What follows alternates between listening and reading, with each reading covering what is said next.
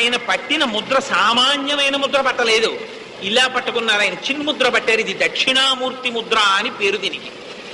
ఈ ముద్ర పట్టిన వాడి దగ్గరికి వెళ్ళాలి అంటే మామూలుగా కోరికుంటే మీరు కోరికతోటి వెళ్ళిపోవచ్చు. ఒకే భగవంతుడి యొక్క ఇతర మూర్తుల దగ్గరికి వెళ్ళొచ్చు. శ్రీశైలం వెళ్ళొచ్చు, వెంకటాచలం వెళ్ళొచ్చు.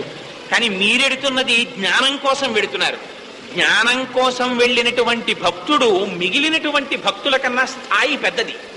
అందుకని అటువంటి వాడికి ముందు వైరాగ్యం కావాలి.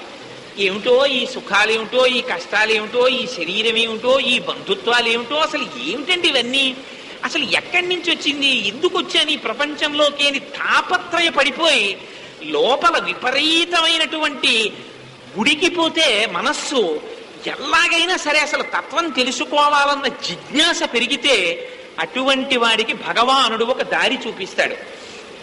ఆయన గురువు.